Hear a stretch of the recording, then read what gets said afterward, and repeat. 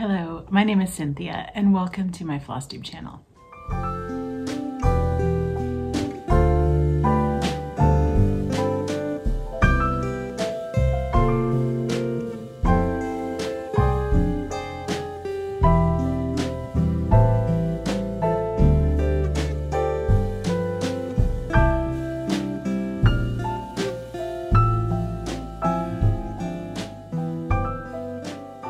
I'm happy to be here with you today to talk about my stitching, some things I've made, some things I've finished, and some plans ahead as well as some progress.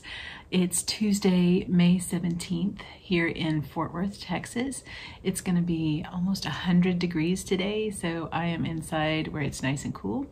And I'm, like I said, very grateful for you to spend some time with me today. I wanted to welcome you to my channel, first of all, and say thank you for all the support from my last video. I got lots of good ideas on fixing my problem with my punch needle bunny. Several people suggested ways that I could make it stand up, and I love the collaboration that we get through the Flosstube community. I get so many great ideas.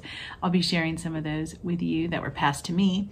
And I also, on that note, want to encourage you. I had several people say I may steal the idea about your birthday pillows that I shared in my last video, or I love that idea, I think I'm going to use it. And that is thrilling to me because a big part of why I film these videos is to inspire and encourage you to make things for your family and for your friends, and anyone that says they're going to do that or shows that on social media is very encouraging to me. So thank you for saying that you appreciated that idea.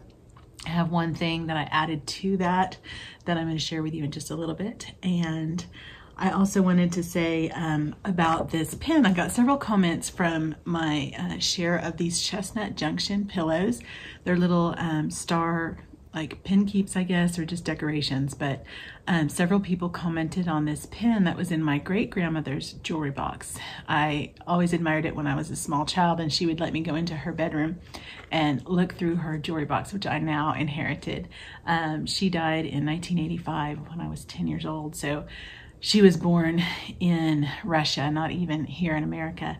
But none of the family that I know of, this is, I think, a service star. I had several people say that it is probably awarded to someone whose family member has served in the war. And since my grandma was an immigrant and all of her brothers and my grandpa, I don't know who served. I don't know where she came up with this, but it is interesting. I love to look at old things that have a history, and I love to showcase those in my home. So if you have some of those pins tucked away, this is a nice way to display them, either on, you know, a patriotic piece or just jewelry in general on your pillows. It's fun to have them around and to think about my great grandma that had a game of parcheesi in her closet. That was about the only thing for us to do when we visited her in, where was the name of her town? Derizette, Texas, if you know where that is. That's a very, very small dying town, but she was very sweet to me, and I love this pin. And thank you for your comments about it and your information that you could share. I always appreciate that.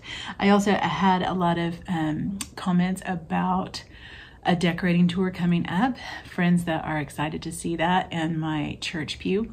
I'll try to insert a photo here of my church pew. It's currently covered in a ladder and lots of drawers from my other furniture projects, but it is in my garage. And part of today's video is a little bit harder for me because I am covered in a project. You can see behind me there are 31 boxes of flooring. That I know there are 31 because my husband and I carted them in one by one ourselves. They're very heavy, but we have a Home Depot installer coming within a few days. So everything is sort of topsy-turvy around here, and I'm kind of perched on the edge of my table because it's the only spot that I could find. Hang on just a second.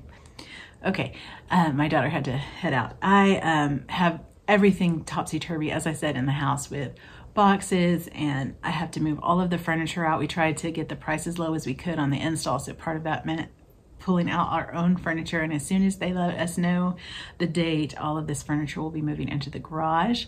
So it's a little bit crazy, but exciting, because I am so happy to have this carpet out and put in a vinyl flooring plank style that will wear much better with the puppies and the kids. So that will be coming. I will be sharing that, but it takes a while to get everything back in place. I did paint the wall beside me. I thought about filming there, but I have no things on the wall and no furniture placed back, so I will show it all at the end. I did share it on my Instagram stories and was very happy with the color. I will probably put a picture here of the green that I use. I think it's called Laurel Leaf from Better Homes and Gardens. So lots of fun decorating coming up, but just not yet. I did have a finish that I wanted to share, but first I wanted to share a previous finish. I show this a lot in my opening credits of my videos, but this is a favorite for me and a lot of y'all as well. It's called Miss Baxter's House by Stacy Nash. And I always say her name a little funny, but forgive me if you've seen it so many times. I just wanted to point out one detail that I've repeated in the project I'm going to show you today.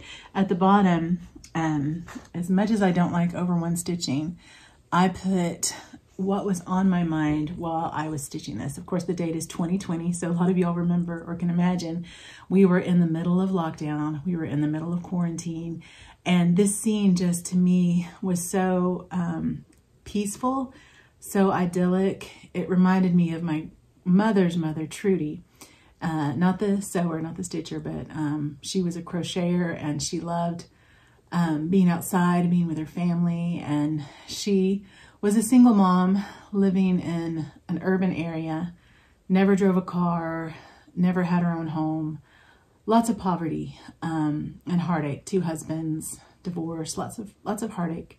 But I just imagined her, and she taught me to sing this song. Boy, I almost cry about this every time I share.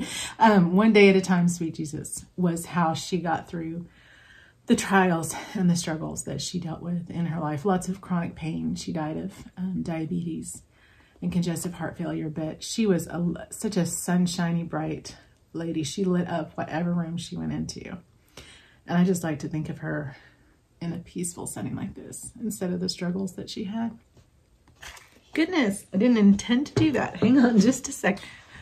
Okay, that came out of nowhere. I am so sentimental and emotional, and sometimes if I'm a little tired, that gets away from me. But here is the finish that I wanted to share with you that I have been working on for the last couple months. This was actually my April with go. Last time I thought it was March, so I was feeling bad, but it really wasn't that much time going by. I altered this pattern quite a bit. Oh, and I brought it in here, but now I don't see it. It's not too far off from the original design. There's a couple details I'll point out that I changed. It's stitched on 32 count linen from Hobby Lobby. I was thinking about antiquing it, but it looks so bright on the wall. I kind of like it. I'm just going to leave it like this. And then I used mostly DMC, but the tomato itself is stitched with gassed Gentle Arts Sampler Threads tomato, just because I thought it had fun variegation. You can definitely see that. I've talked about some of my struggles with that variegation, but overall, I'm really happy with how it turned out. It definitely was worthwhile to me, even though it took, I think, almost 15 yards of floss. I had a 10 yards gain. I got to thinking about it. I was like, did I buy a 10? Because the reason I didn't have any concern about running out was because I thought, oh, surely 10 yards will be enough, but it was not.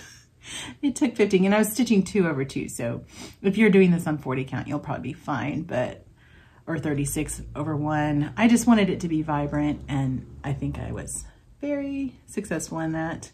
And what I pointed out in my last piece and what I did with this one was just what was on my mind while I was stitching this. Now here's my big oops. I had forgot to clip these threads. It was very late a couple nights ago when I was finishing this, and I was just determined that I was going to get it done.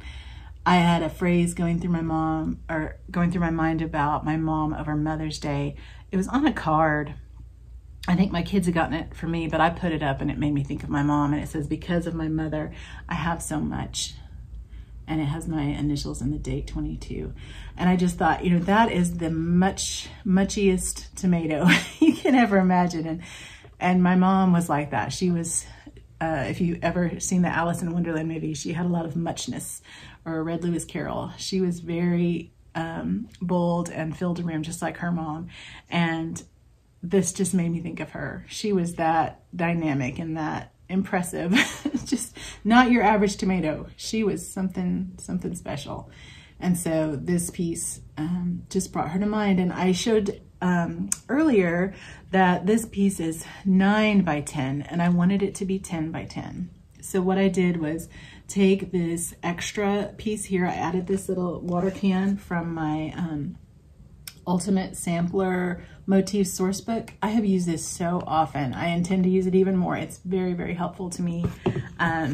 But it was, I thought, a really good scale for her hand, and I just used a gray floss here and down here. This is not over 1. I was being a little bit, not lazy. I just didn't feel like the other stitching I did. I don't know if you can tell the difference here. This is over 1 stitching. It's thicker. You can see that it's, you know, more dense. This is just basically back stitching in my own hand. I didn't follow any kind of alphabet. I just wanted it to be very small. It's almost like a personal note to me. It's not really, I had thought about doing it really large somewhere, but I thought, you know, it's kind of just a private moment or a memory for me, and I'll explain it to my family or write about it on the back, but it just made me want to have a little private smile. Well, and I'm sharing it with you as well, but it was not a huge focal point in the piece. And on that note, I didn't put the letters. That is one big difference too. I didn't put tomato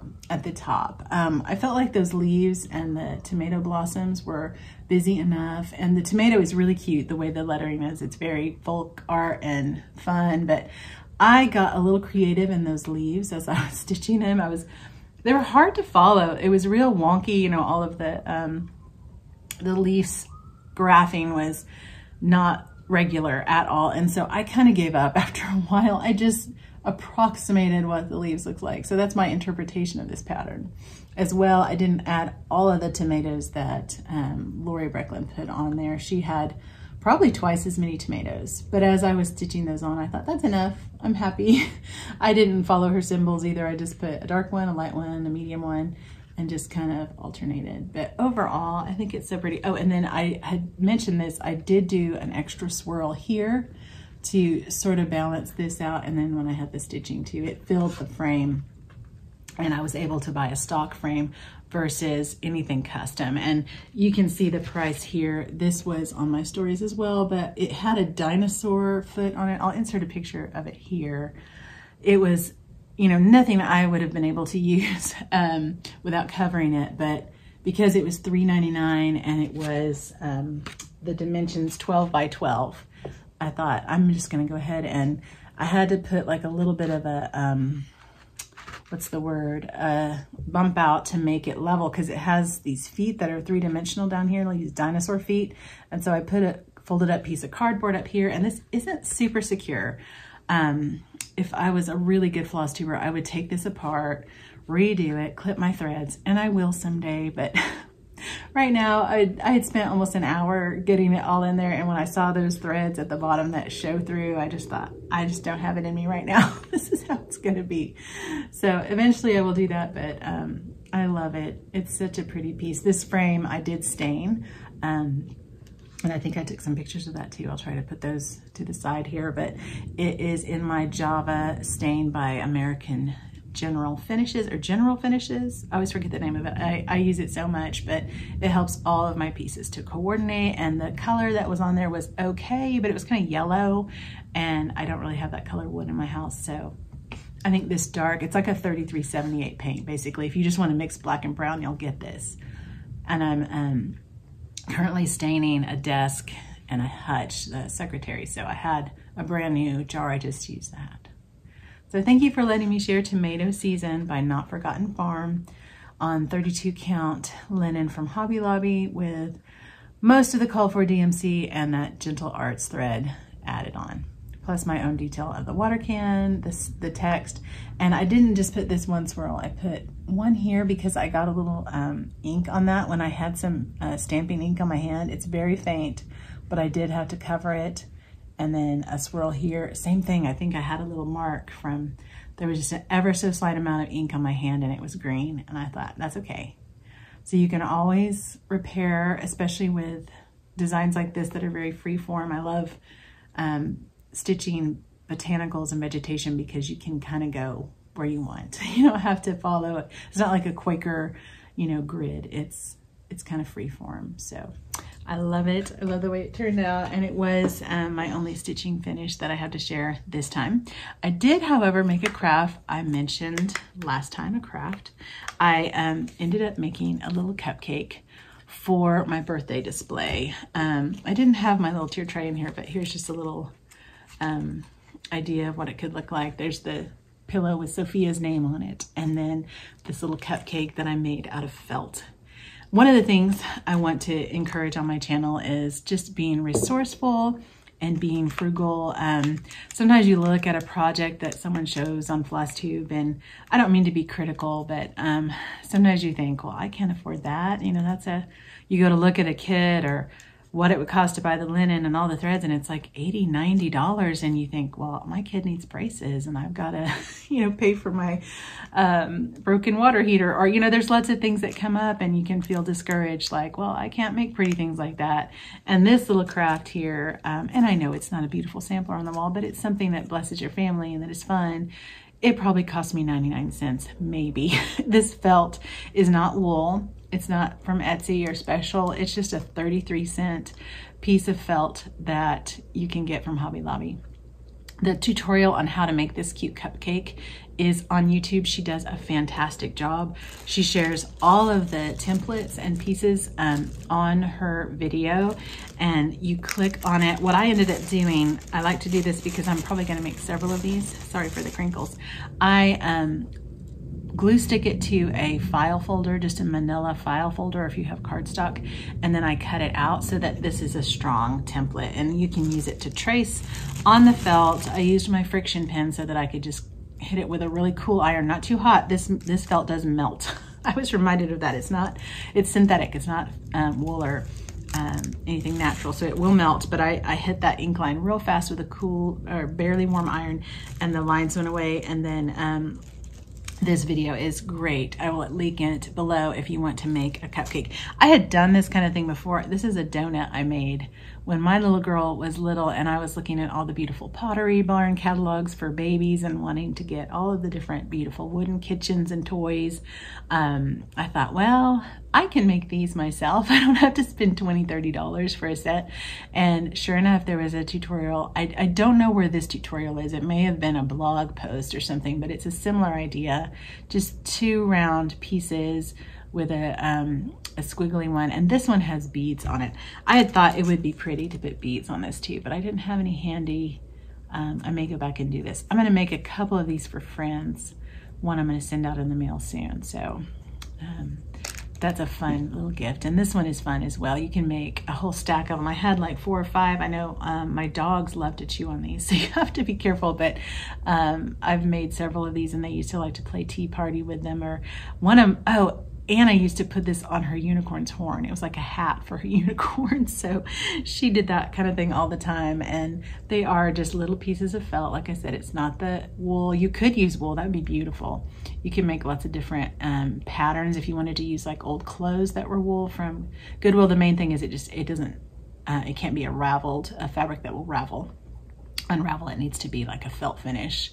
And then the pieces are just super simple.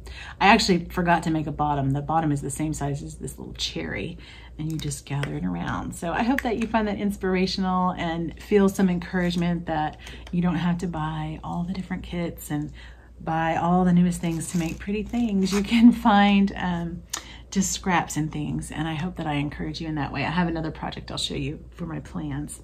So those were the things I made, the cupcake and the tomato season piece, and then working on those was pretty much all the time I had with my daughter's birthday, and then with all the things that we're doing in our home right now, tearing up our floor and moving out all the furniture in the main living areas, 2 main living areas. So finishing tomato season was about all the time I had. But I did put some good work into Mary Mary Needleworker by Lindy Stitches. The last time I showed you, I had just 1 line of the skirt done. I didn't have anything over on this side other than part of the line at the top. And what I had worked on were these scissors. And I said, my friend Cindy C and I, or Cindy G'day, not Cindy C, Cindy and I were talking about this terrible floss. It is a booger, but I wish you could see the, there you can kind of tell. It's very shiny. It definitely looks like scissors. I used 2 strands here and it got all jumbly. I kind of gave up. This time I separated it out and I only used 1 tiny floss with the gray. And I was going to try to show you. I think it's called Light Effects E415. I think it's called Antique Pewter. And it is perfect for needlework projects where you're trying to, I've used it as a needle, I've used it as scissors. It would be cute for, you know, pins and a pin cushion. I'll probably use it there too, but I separated it out. It comes kind of twined together like cording, where there's like, I think 2 strands that are knotted up, and I got it as thin as I could and blended it with the gray. I think it was 415. It was still a real booger. It gets caught. I think people have called it Satan's hair. Floss or stitching with Satan's hair, and I would agree. But the effect was worth it, and I tried to take my time. I still have some more to do to fill in the center there, but there's the breadth of the sampler. It's not super big. It's going to go down this side a little farther, and I did more lines on the text. I added needle with the hyphen. I'm just doing it kind of piece by piece. I do the lettering and then I fill down, and then I do the lettering and then I fill down. Some people have done all of the lettering at once, but this way I can kind of make sure I'm not getting off track. I'm counting very carefully with my working copy, and I have more decisions ahead. I haven't picked out all of the colors. I'm probably going to change the butterfly over here just a little bit, and I might switch up those flowers just a little bit. But overall, I think it's so fun and whimsical, which is Stephanie's forte. She has whimsy in spades. And I love the overall effect of it on this R&R fabric. That was a gift. I don't know what it's called, but it's much darker, obviously, and much more kind of vintagey looking, which is my vibe. So thanks for letting me share Mary with you. I had a lot of fun with her, and I had already done this work in my last video. I'm a little off with my schedule, but I wanted to update you on Hollyberry Farm, spring at Hollyberry Farm. I've seen a couple people wanting to work on this. I think Christy at Crosshatch Quilts may be starting it soon. She mentioned I'd love to see what she does with it. And I am switching up the fabric quite a bit. This is a little bit of a bolder choice, but if you see my home and my aesthetic, this is my color. So it's what works in my home. This is a hand-dyed green that I did myself from a Winter Moon Zweigart fabric, just a simple Zweigart fabric. And the last time I updated you, I had not completed that well house. It's all filled in now. And I had kind of been scratching my head about how to rectify some mistakes that were made. And I think I figured it out. I'm gonna have to move some things around and delete some motifs or just change them. And that's okay, because my cat was supposed to be over here. I was supposed to bring this fence to over. For some reason, I'm counting off of, you know, whatever I can find to be a kind of stable point, and that fence was closest to the cat. A lot of people had suggested that I had gridded, which might have helped if I'd done it overall, but I still would have made the mistake of putting that cat over there. It was just being kind of rushed and not paying attention. This was supposed to, like I said, be over there. But what I did was add a motif from the sampler that's actually over here by the house on the floor there. I was going to use something from my Brenda Keys book, but I wanted it to be cohesive, and so there'll be more of those over there by the house. And it's not quite done. It's actually a little bit bigger, so it can go down, and that'll kind of fill that empty space. And then over here I had an empty space as well, because as one viewer pointed out, when I did my cat wrong, I did my well house wrong. So I added this 3 picket fence here. It's smaller than what's over here, but it looks like it goes together. And I added the same vine that's going to be over here, a little bit shorter, and just to kind of fill in. And I like it. I think it turned out really nice. Here's the top line where the text, or where the alphabet is supposed to be. I'll be putting the words to a hymn. And as I've done with both these pieces I showed you before, this is reminding me of my in-laws. I started this when they were in the hospital and we didn't know that we were going to lose them.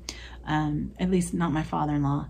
And so I think I'm going to add some gravestones in here, just 2 with a cross, and then the script will be about heaven. I'll share that with you as I get closer, but I'm going to continue to work on this over the next month or couple months and hope to get more.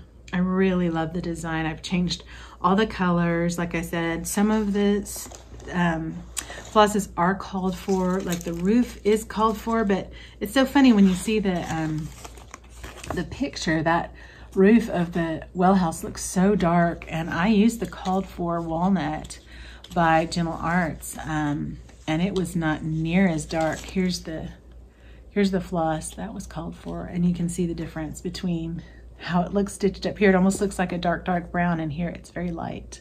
So I don't know, I might change the roof a little bit on the house because I do want it to be darker. I might use espresso bean or something that's darker, but I do like the variegation, and I love this brick path floss that was called for. That is a really nice floss for brick because it does have so much variegation, and I didn't have to do, you know, some patterns with brick. Oh, there's a little piece of that silver. Have like every other brick is a different color, and this one, it was one floss, but it sure doesn't look like one floss, does it? And I think I have some more grout to do in there. I sure do. I said I was all the way down. There is a little more grout to fill in. I was kind of working my way up. I'm using 1 strand over 2 threads, so I can get quite a bit of coverage with 1 floss, but yeah, I have the grout to fill in, or not grout. I say that like it's tile, mortar. Houses have mortar, not grout. I have more mortar to fill in, and then it's done. And then my next spot will be to go up, because I'm having to move things around. I didn't want to try to count over to the house. I want to go up and down and then work in so that I can be sure that everything fits. And I might also start looking at frames at that point, and I might have to make my border go a little farther or a little less, depending on what frame I find. Because I do just find that that's such a nice way to get things up on your wall, as opposed to having them sit under your bed because you can't afford a frame. I can't afford a frame, but I can find thrifted frames. And I'm trying to talk my dad into doing the Kim Goldman treatment with the, you know, making frames fit, but he's a little bit intimidated by that as well. He could totally do it, but I'll have to do some negotiations. So those are the 2 pieces I worked on. Let me make sure I'm not forgetting anything. And let me show you some of the plans I have ahead and a few little items that I was gifted. And let me show you some items I've picked up to complement my cross stitch displays, and just some other fun things that I was gifted in the mail. First off, I got these Beech kind of canvases at the Dollar Tree of all places. Of course, it's not $1 anymore, it's $1.25, but they're just little, you know, slim canvases stretched, and these look so cute with some of my beachy displays. I know Priscilla and Chelsea have a cup that has a beech chair like that for their kind of beach cup, and then these umbrellas are so bright, and it looks really cute in my window. I haven't done any of my summer decor yet. I still have all my spring stuff up, and in fact there's 2 wreaths there because I had to move it off my wall when I painted, but I'll be switching everything out the next time you see me. So those are $1.25 if you want to check out a Dollar Tree if you do a beach kind of summery display as well. It's super cute. And then another thing I'm going to use for display, my my second daughter Sophia went to Florida with a friend last week, and she came back on Sunday with this beautiful poster. I've seen these before at different boutiques. I think they're probably mass produced, and I don't know where you could find it, but these are so pretty, and I'm thinking I'm going to put them upstairs in my craft room. There's the first one, the flowers, and use one of those wood clamp frames that you can find on Amazon, like Liz Matthews has used. I'm not sure if you know what I'm talking about, but I think I can frame it pretty cheaply. And then look at these birds in French. My French is not great, but here's all the display. Isn't that so pretty? I love the vintage muted colors. And she just found, and they weren't very expensive, she just found the perfect gift for Mom. I had thought about making them into a wreath, but I don't want to cut them up. So I think I'm just going to hang them where I have some kind of preschool art right now. My kids are a lot older, so I think I can take that down. and I will show you that when I get those framed. So just some fun. If anybody knows where you can find those, please let me know. I know she wasn't in Florida when she found these. She was actually in Laurel, Mississippi, which my mom enjoyed going so much to that. I don't remember, a mercantile, I think they call it, kind of like Pioneer Woman, but it's hometown with Ben and Aaron. I can't remember their last name. I loved their show. I loved their decor. And Laurel is not very far from where my mom grew up in Meridian, Mississippi. So I'm so glad Sophia got to go there. I'll hope to go there again someday, or I'll hope to go there. I haven't been there at all. But hopefully we can visit there someday. Then I had one other thing come in the mail I just wanted to share. These are the first school pictures I've gotten in 2 years because of COVID. So I was so happy to get these in the mail. My two kiddos my youngest are getting so big and so grown up looking in their pictures. They're 10 and almost 9 now. So that was fun to finally get. And then I had a sweet card from my friend Valerie, and I wanted to share. This is such a fun thing to make for a friend, just a tiny little cross stitch. I've really felt more convinced, you know, making little things like this felt cupcake. They don't take a lot of time. These things don't take a ton of time. They take some time, but they offer such a blessing for the recipient. So, you know, I know we worry about sharing our stitching with people that don't appreciate it, but you can certainly share it with a friend on Flosstube or a stitching friend and bless them, because this was a big blessing to me. I hope to fill this with some Flosstube memories or addresses, things like that. And that's just such a sweet little book that my friend Valerie sent. So thank you for that. I got a few other cards as well, and an offer for a punch needle, which was such a nice blessing. I'm still waiting to finish mine because Dahlia destroyed the one I had. So thank you so much for that. But blessing your friends like that, it's just a kind thing. I don't show those as a way to brag, but more as a way to encourage you to do the same. I send out lots of different things, so it is one of those things where you be a friend to make a friend, that kind of thing. Speaking of gifts for friends, this is the last thing I wanted to show you. Then I have a couple books I want to share and I'll be finished. I had a bunch of graduates in our church this year that I've known since they were little. We were here in Texas for 5 years. We left for 5 years, and then we came back to the same church. So I've known these girls since they were very little, maybe 4 or 5 years old, younger, maybe 3. And now they're graduating. And so I got this idea, just like I did this little kind of birthday pillow. I want to make them a little pillow with a scripture. And I think the one I picked was, "Be still and know that I'm God," because I know when you leave the home for the first time and you're away at college or at school, it is so anxiety producing to not know what your life is going to look like and to have all these decisions ahead. And be still and know that I am God is a very helpful verse to me my whole life. And so I'm going to stitch that for them. I'm probably going to dye this fabric different colors. My friend Fran, and I don't think she watches, so it's okay. Fran likes hot pink, and so I'm going to use some of Frankie's flosses in flamingo and peppermint twist, kind of do some variegated threads. This is a fun way to use those kind of variegated threads, and it's another time where you may feel like, well, I don't have a pattern or I don't have the money. I'm just using my motif book to write these out. You don't even have to have cross-stitch software. You can just kind of freehand it or write it out on some graph paper and do a simple little couple lines of script. And then when I do these projects, I've had a lot of people ask me, how do you get inspiration? You know, how do you figure out how to do this? What I do is kind of think about that person. Fran likes pink. And so I got those pink flosses out. I'm going to dip the fabric in pink. And then I think the polka dot would be super pretty on the back. I'm also going to make a little pocket on the back, and I don't know if I'll use an alternate fabric for that. I might just have it where it's doubled, and then I'll tack a little bit of cash in there. So that's a fun idea for a gift for anything, not just graduation, but for birthdays, for grandkids. And I'll hopefully be showing you that. I have to be showing you that soon because they're having some parties at the end of May and beginning of June. And then I have another little friend, Leah. I say little, they're all grown up now. But Leah is super sweet, and her mom has been very, very precious to me. So her favorite color is purple, her mom told me. And I just pull out in a bag, kind of trims, all the things that I think will kind of go together and just stitch it up. Sometimes we overthink things, or we think, well, I don't have the right stuff. And this is pretty simple stuff. You could use the yarn. This is yarn from Hobby Lobby. It's not even Lady Dot. It's just some simple yarn. And then my friend in Ireland sent this little bag of buttons and sweet things like that. That's another fun thing to share, is trims and ribbons with one another. Just wrap it around a card and send it to a friend. So I'm gonna possibly use some of these little yo-yos or buttons, and I put it all together in a bag just to feel some inspiration, maybe kind of have an idea of what the pillow is gonna look like.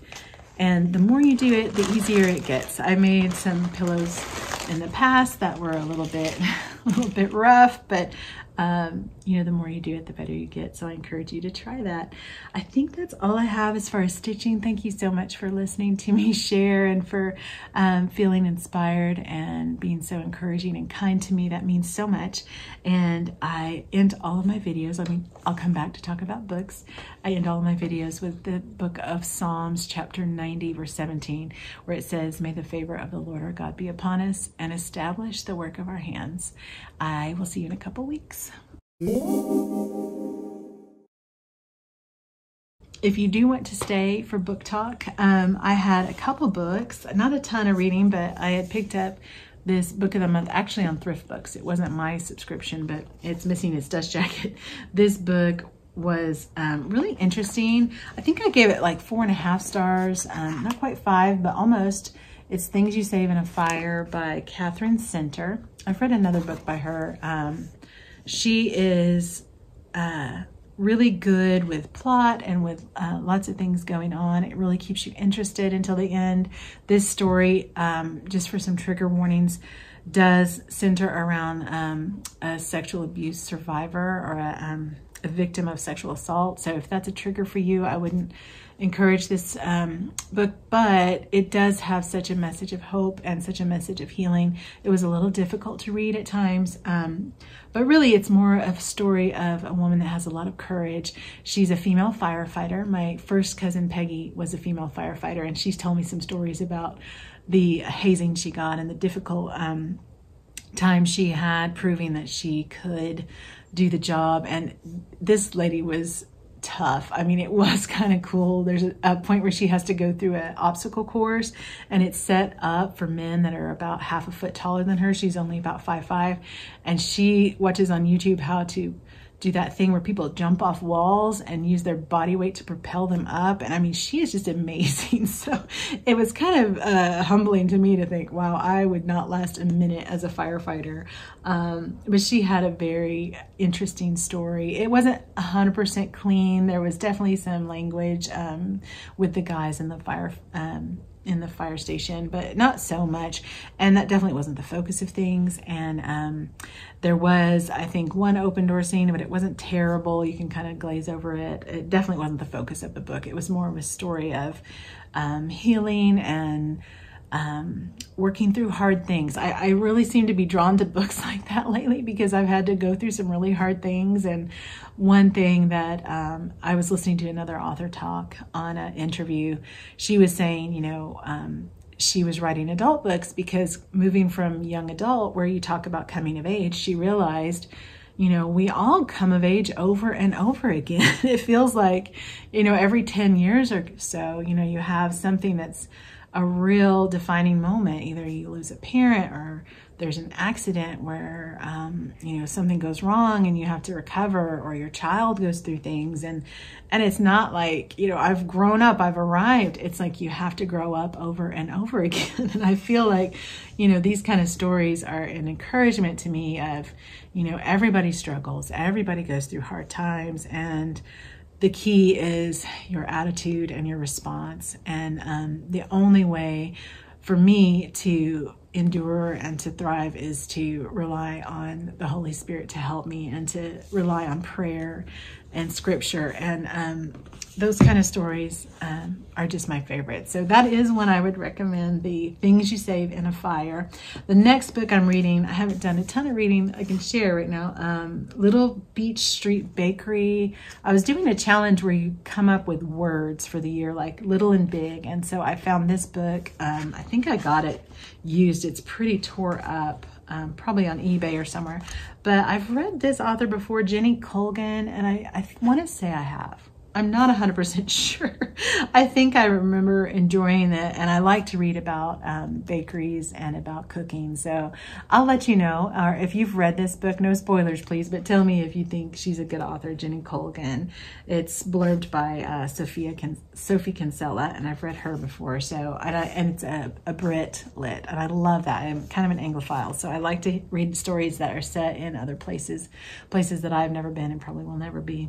So those are just a couple books.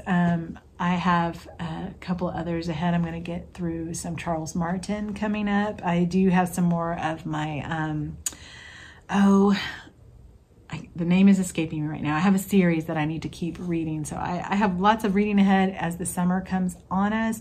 It will be a big adjustment time for my schedule. I don't know what my filming will be like. I'll still try to stick with every 2 weeks, but I'll have lots of reading time ahead, and I'm going to make my kids read with me. Luckily, they both love to read, so that's a good thing. I think I showed you everything. If you have any questions or anything I misspeak all the time in my videos. When I watch them back, I think, what did I say? So if I said something incorrectly, I ask your grace, and please ask any questions you have. I have another giveaway still to go out from the PDF. I still haven't contacted the Etsy seller, so give me some time on that. I need to get that taken care of, but I think everything else has been mailed out. So thank you again. I don't have a mail or a giveaway this time, but I hope to in the next couple of videos.